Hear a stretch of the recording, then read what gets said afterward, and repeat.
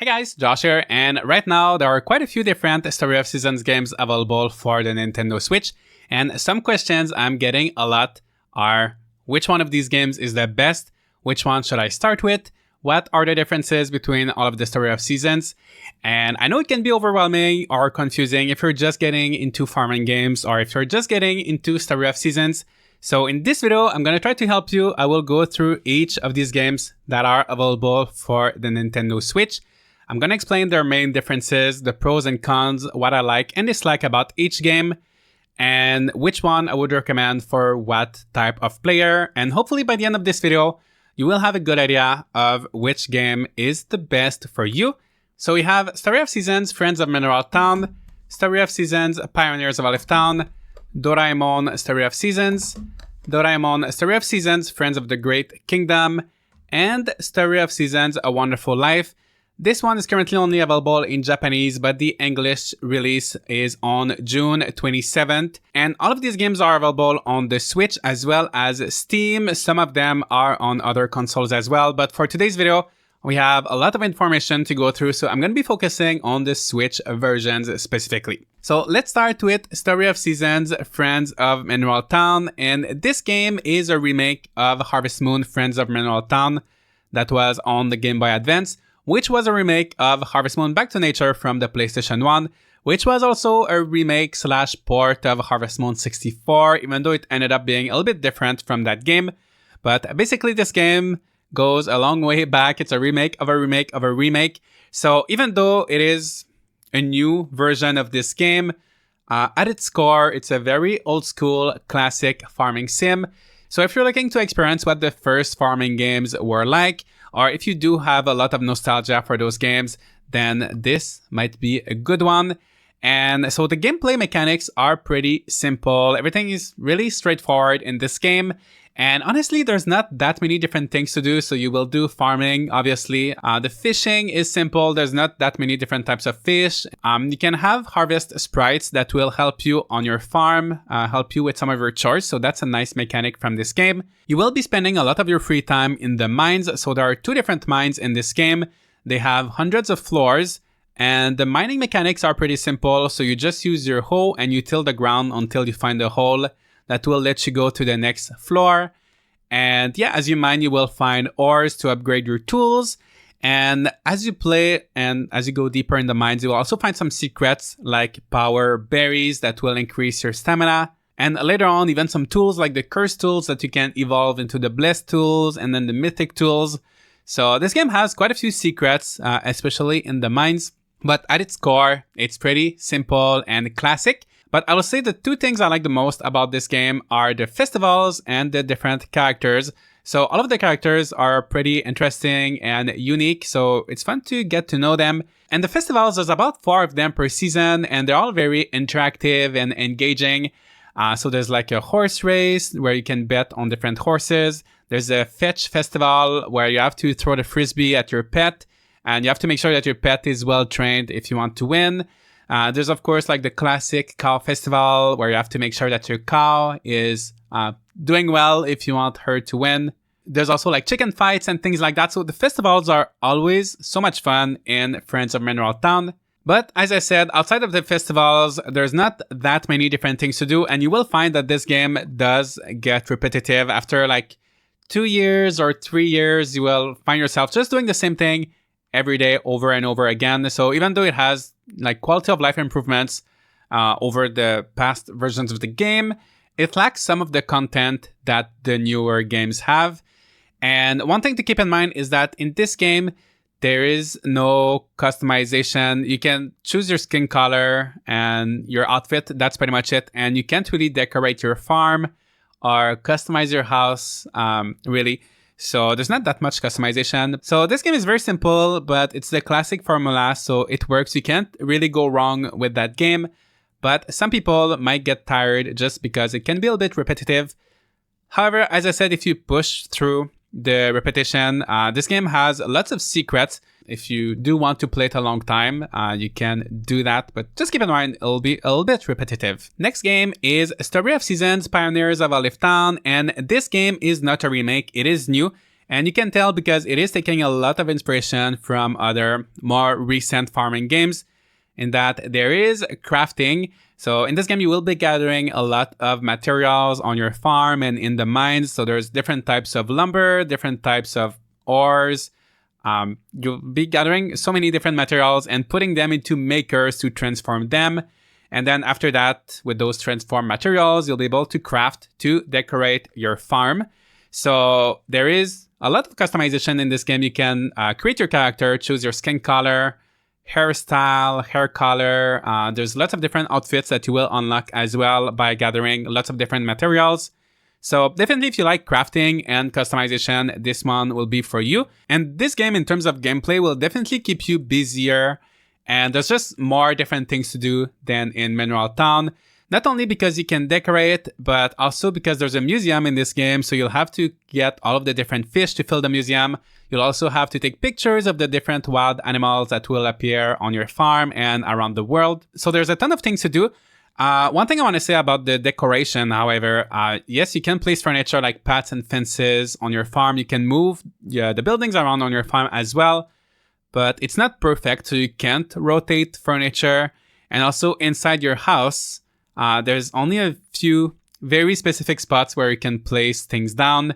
So you can't decorate as freely as in the Doraemon games, which we're going to talk about in a minute. Or in other games like Animal Crossing, it is a little bit restrictive, but there's still more customization than in Mineral Town. And one thing too is that the festivals are not as interesting. Some of them are like mini games and you have to actually participate and engage, but there's also quite a few festivals that are just like talking and just like dialogues. The characters are not as interesting as well, and there's also DLC adding even more characters returning from previous Story of Seasons games, but they all feel a little bit bland, and it's just not as fun to get to know them as the Mineral Town character. Also, the town itself is not as interesting to just walk around. So if I had to compare just these two games, I would say if you're looking for a really classic experience, I would go for this one. If you like crafting, if you want to spend a lot of time on your farm, just gathering materials, decorating, crafting, go for this one. But if you like the festivals and like a more classic formula, and if you like mining, the mines in this game are a lot more interesting than in this one. There are 3 mines in Olive Town, but they're just not as fun as the mines from Mineral Town. So yeah, there are 2 great games. I don't think any of the games on today's list are bad, but they will just appeal to different types of people. So yeah, that's for Olive Town and Mineral Town. And next we have Doraemon Story of Seasons. And I'm going to talk about those 2 games at the same time. And I know a lot of people are ignoring those games, and I feel like these people are missing out. So these games are a spin-off crossover between Story of Seasons and Doraemon. And a lot of people are skipping this game because they don't know about Doraemon or don't care about Doraemon. And I made that mistake at first. And yeah, I shouldn't have made that mistake because honestly, these are some of my favorite Story of Seasons games. First of all, they look so beautiful. They have this watercolor art style and everything is hand-drawn. And it's just kind of, you feel like you're in a storybook when you play those games. You feel like you're in a different universe, and it's just so relaxing, so beautiful. In terms of gameplay, they're pretty classic farming sims. Actually do feel pretty similar to Friends of Mineral Town. For example, the fishing is pretty much the same. The mining is pretty much the same as well. So they feel pretty classic in that sense, but they also have some features from Olive Town. For example, you can customize your farm. There's a lot of decoration you can do in this game, and there's actually a ton of furniture. You can actually rotate your furniture this time. So if you like decorating, I would actually say you have more freedom in the Doraemon games than in Olive Town. However, the first Doraemon game is very grindy, and if you want to buy furniture, it's going to be really, really expensive, and you'll have to get so much material. This game as a whole is just so grindy, like upgrading your farm, upgrading your tools, it's going to take forever. The second one, however, is a lot faster. It's so much easier to make money and get resources, and everything is a little bit cheaper in this game. Even myself, I do like some grind in my farming games, but I feel like it's a little bit too much sometimes with the first game. And the second game has pretty much everything that is in the first game in terms of game mechanics and in terms of content. Like all the furniture that's in the first game is in the second one as well. Most of the festivals are the same. And there's also so many quality of life improvements in the second game. So if you had to pick between one of these two, I would definitely go for the second one. If you want to play both, if you know you're going to play both, I would say start with the first one, because it's going to be tough to go back to the first one after you play the second one. But if you just need to play one, then just go for the second one. And I don't know if I said this, but you don't need to know about Doraemon to get into this game. And they're both pretty story focused. So that's one thing that makes them different from the other Story of Seasons games. There's a lot of dialogue, lots of cutscenes, lots of little events. So if you're the kind of person that always just skips the dialogues, I think you might be missing out if you play this game and you skip all the dialogues, because it's a really big part of this. And I find the characters all very charming and the story pretty interesting. It's nothing like too deep or complicated, but it is a fun story for a farming game. And the stories are not related, so it doesn't matter. You don't need to play the first one to understand the story of the second one. Also, the festivals are a lot of fun. They're pretty similar to the ones in Mineral Town, where they're all kind of like mini games. So yeah, they are a lot of fun. The only thing with those two games that you need to think about is that you play as Nobi, who is a child. And so obviously he cannot get married. He cannot have a child. So if you like farming games for the relationships aspect, you might not be too interested in those games. But in the second one, Friends of the Great Kingdom, you actually live with your friends. So you have roommates and you can invite them to go around with you, and they will water the crops, help you when you're fishing, mining, and when you do all of your chores. So it doesn't feel lonely, and you actually have help on the farm, and it is a lot of fun. So yeah, if you like a farming sim that feels like a classic farming sim, but with a bigger emphasis on the story and the ability to decorate your farm, I would recommend Doraemon Story of Seasons, Friends of the Great Kingdom, and last but not least, we have Story of Seasons, A Wonderful Life. So as I said, this one, only the Japanese version is available right now. It will come out worldwide on June 27th. And this is a remake of Harvest Moon, A Wonderful Life, which came out about 20 years ago for the Nintendo GameCube. And the main gimmick of this game is that your character grows older and your child will grow older as well, and some of the other villagers in the village as well. And while in the Doraemon Story of Seasons games, you cannot get married, it is the opposite in A Wonderful Life. You do absolutely have to get married by the end of the first year. That's a main component of the game, is marriage and family and raising your child. So if you don't want to get married in your farming game, this one is not for you. But one thing I will say is that usually in farming games, I don't care too much about my family, or I don't care too much. I don't get that attached to my child. But in this game, there are so many events with your family, especially in the remake, they added a lot. And you just get so attached to your child, and they're just so cute and adorable.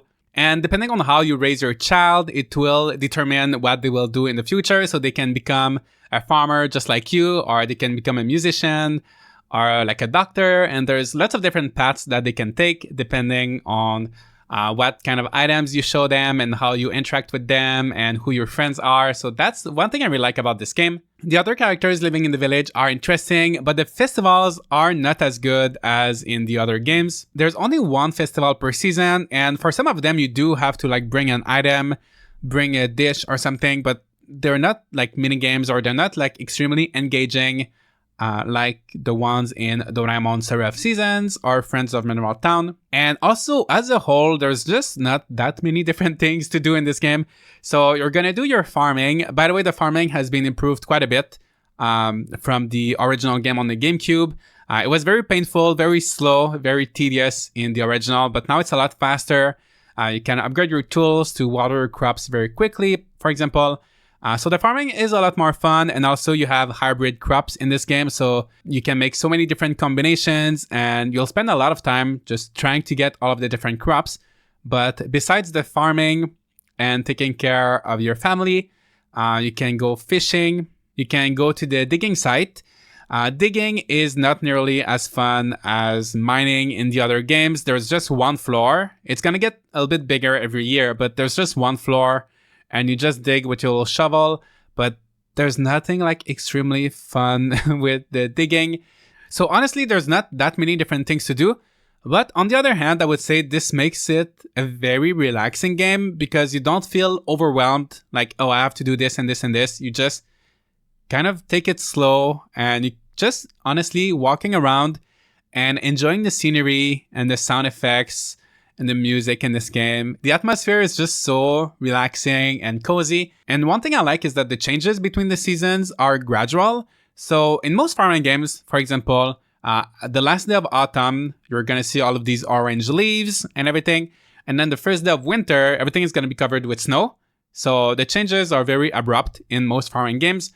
But in A Wonderful Life, the changes are gradual. So you might start seeing some snow at the end of autumn, or there might not be snow yet at the beginning of winter. So it's always a little bit different and makes things feel very realistic. And it's just fun to like walk around and seeing how the seasons are changing subtly and gradually. And also the sunsets and the sunrise are so beautiful in this game. So yeah, it's just very relaxing. There's not that many different things to do, but just like walking around, talking with people, and enjoying the nature in this game. It's just kind of magical. Yeah, very relaxing game, not the one with the most content. Also, there's not that much customization. So there are a few outfits. You can create your character. So the character creation is similar to how it is in Olive Town, but you can't really customize your farm or anything like that.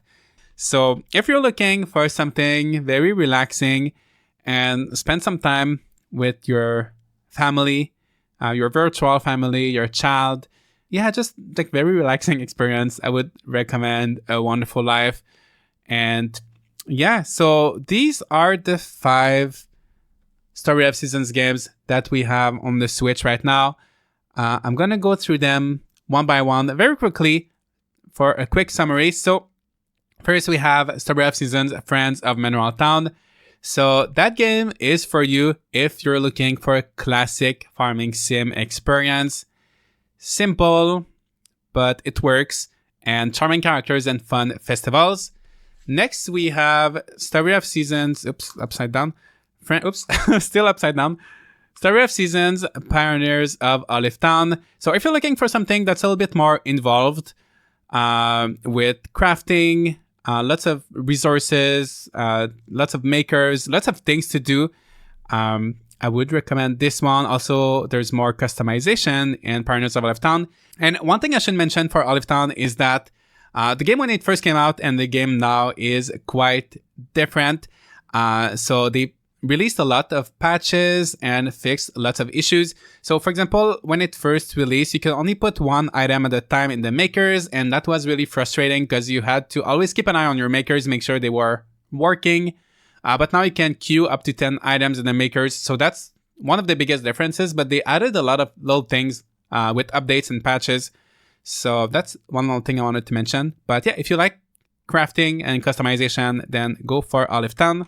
If you're looking for something that plays like a classic Story of Seasons, like Friends of Mineral Town, but that also has a farm decoration like Pioneers of Olive Town, and you don't mind the lack of character creation and the lack of marriage, and you want something that focuses on the story, then you should go for Doraemon Story of Seasons.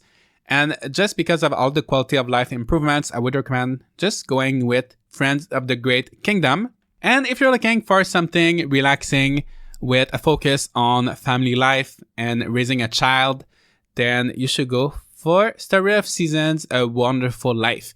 So these are my thoughts on all of the Story of Seasons games currently available for the Nintendo Switch in 2023. I'm sure that next year or the year after, there's going to be new games in the series, so I might have to redo a similar video.